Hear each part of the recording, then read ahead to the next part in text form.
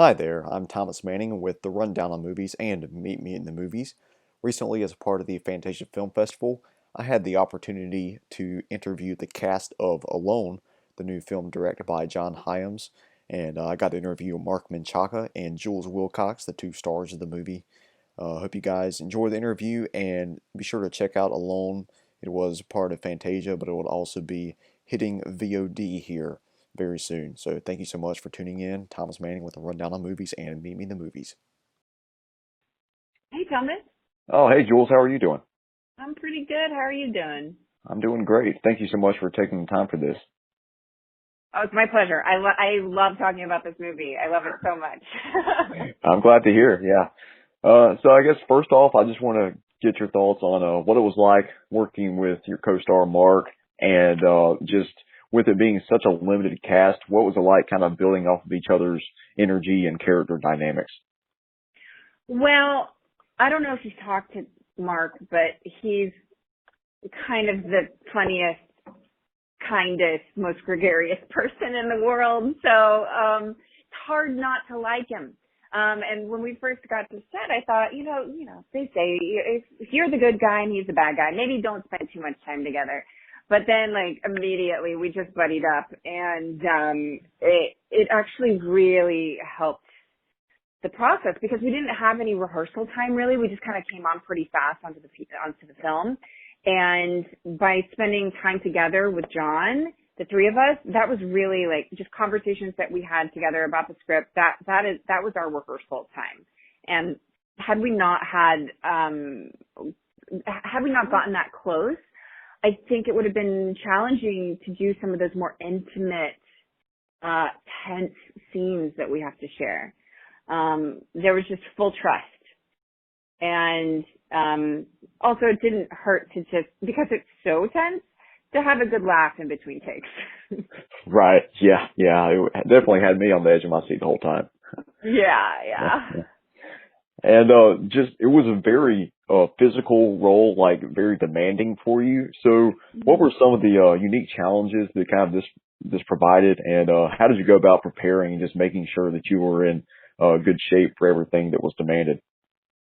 Well, I'm a pretty outdoorsy person to begin with, and a physical actor. I've done a lot of theater in my life, and a lot of Shakespeare and Greek stuff. Like, so, bigger productions that take a lot, that have combat, that have physicality to them. So, I think a lot of actors stay in shape, just because you never know when you're going to get the opportunity to do a movie like this.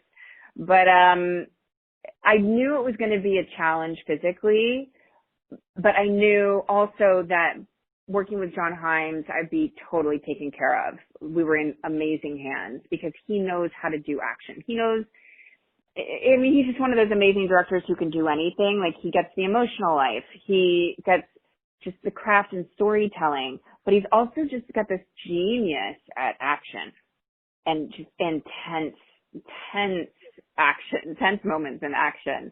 So I knew we'd be in good hands. Yeah. Right.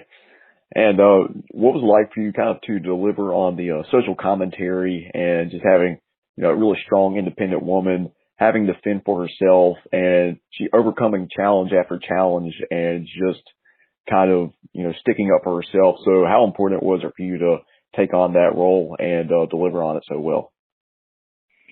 Well, we were shooting right as the Me Too movement was starting. And it was, in the news every day. And here we're doing this film about this woman struggling and running away from this, man and her own grief. And there are a couple of moments, and they're subtle, but where she almost apologizes for not trusting this guy, right? And there's she doesn't quite, goes a little bit against her instinct. But then ultimately she does follow her instinct. And that's what, that's how she's able to fight. But a lot of times these stories are told very like victim-y or young, right? It's a young woman. And the fact that she's an adult woman who's, had a life, she's had trauma, she's had experience, she has the wherewithal to try to get through, she's a survivor, and she finds out she's truly a survivor, in each step of the way that she has to fight. Yeah. Yeah. And, working with John as the director, just what was it like just having him on set and just have him in full command? I just felt like everything was so tightly directed. And just what kind of did you notice about his filmmaking prowess? Well, first off, he pulls together the best people to tell this story. So our DP, the sound design, just the whole team is already, you're starting out with gold, right? He's picked these amazing, as a leader, he's already picked these amazing people to be a part of this. And then you see him playing this script like an improvisational jazz player or something. He's just, having to work with us because I broke my foot in the filming, so we had to rework things. We had to figure some plot points out. We had to figure out how to deal with the injury and the movement, and he was able to just on the fly make it work. And so there's this structure that he creates, but then there's also an openness and open to the creativity of the people that he's put together. So it's just he's really kind of a visionary and a genius, and I don't say that lightly. Yeah, certainly. And kind of looking at some of your other projects that you have released this year, it looks like you have about 5 or 6 that are at least slated to be released in 2020. So kind of what's it been like just seeing the way that COVID has kind of impacted all that, whether it be distribution or production? It's a great question. Films don't come out right away. We shot this a couple of years ago. So a lot of these things that are coming out are things that I've shot over the last couple of years. So COVID didn't affect the shooting of them, but it definitely affected the release. And in a way, 2020 is my year. No, in a way, it's actually been wonderful to connect with people online who are watching it, or over the phone or Zoom, because people are at home and actually watching things. So I've had a few projects come out already this year, and because people are looking for an escape, they're looking for something to watch, it created this great conversation. And I think that it's part of why I love what this business can do, is that it can give people some relief and a respite from the day to day. And so I can't imagine Alone coming out at any other time now. I think it's the perfect time because we're all dealing with isolation. We're all dealing with being alone. We're all dealing with grief. So it's kind of the perfect time for it to come out. And at home. Yeah, it'd be great to get it in the theater, but people are going to be watching this at home and hopefully having a catharsis ultimately through the watching of the film. Oh, absolutely. Well, Jules, thank you so much for your time today, and really enjoyed talking with you and really enjoyed your movie, and just thank you for everything that you did to kind of bring the movie to us. Thanks. Thanks so much. Yep. It was great talking to you, Thomas. And that was Jules Wilcox, and coming up next we have Marc Menchaca. Thank you so much for listening.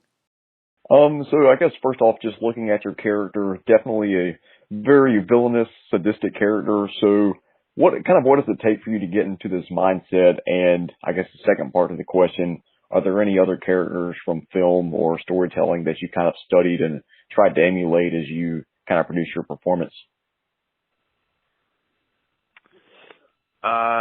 No, I didn't. I don't really take it from other characters in films. I mean, I kind of rely on the script and what it says and what I kind of find as the as the motivations for that character, and really the the phone call was a big motivating factor for me as far as where he came from and what he ends up, how the behavior that I found in him comes from that phone call, from finding this this well, I don't want to talk too much about the phone call, but the humanity in that, and then seeing what he needs to survive outside of that was really I guess where the character grew from. Right, right. And just with a very small cast, basically you and Jules Wilcox were the two main cast members, and were mostly having to kind of bounce off of each other's character dynamics and energy the whole time. So just what was it like working with her, and what were some of the challenges that came with working with such a limited cast? Well, I don't know if there's any challenges with the limited cast. I mean, I guess if we didn't get along, it would be challenging. But I think it's a lot of fun to work with one other person that you trust, and Jules and I got on great, and we were able, we got to spend a lot of time together because of that. And it just, I feel like it kind of made us a little more free to play around with the characters in the moment. And I mean, she was wonderful to work with. She was very open, and we had a good relationship, and so that just kind of lends to a good work environment, I guess, and not feeling restrained in any way. Right. And you seem to be a pretty busy guy between different television projects and short films and feature films. So what is it like for you to just kind of stay on your toes and just take on this many projects? Do you kind of like that challenge that goes along with just being so busy all the time? Yeah. Yeah, I do. I mean, this career is not always that way. So when you do get the opportunity to, when things start rolling in, you may have worked 15 years, to get to that point, and you kind of just want to take advantage of it. So, I mean, I do. I love going from thing to thing. It's, and again, it's not always the case, but when it is, it's kind of, it's a fun deal to put one behind you and then go to the next. Yeah, for sure. And you gotta pay the bills. Definitely. Yes, sir. And I believe this was your first time working with John as the director. So just, can you see, maybe a partnership forming between you two down the line? Is he probably somebody that you want to come back and work with? Oh yeah, 100%. We've tried a couple of times. Just like timing hasn't worked out on these other things. But yeah, I would work with John any day. He's just a wonderful human and funny guy, and knows what he's doing. He's good at what he does, and when it's time to work, then we got down to work, and when it was time to sit back and have a beer and have fun, we did that. Yeah, sounds nice.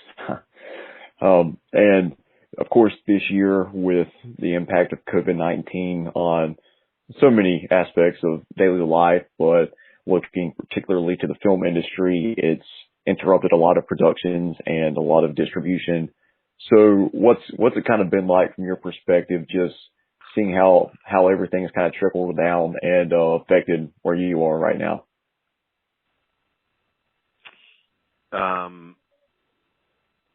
Well, it's yeah. I mean, I barely just started a project when things got shut down, and I'm just starting to back up right now.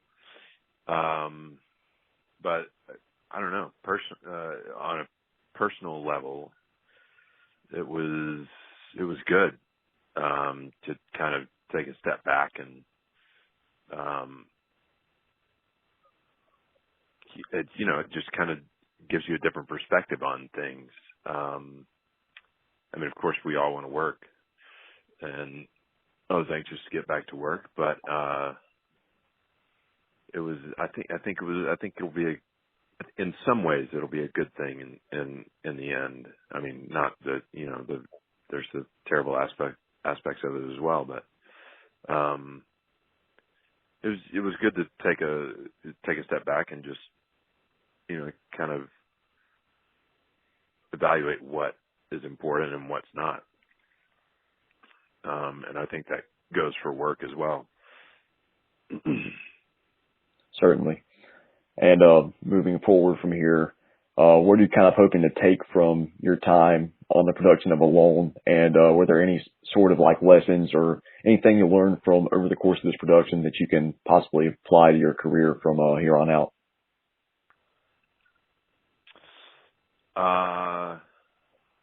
You can make an indie film work. Yeah. Yeah, they don't always do it.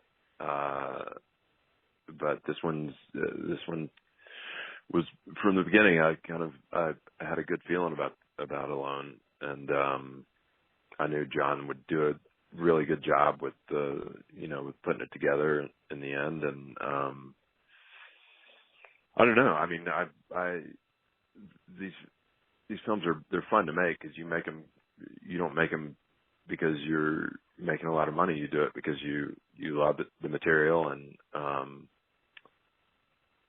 so yeah. I mean, thankfully it's come back around almost 3 years later. So yeah, I guess just and that kind of relating to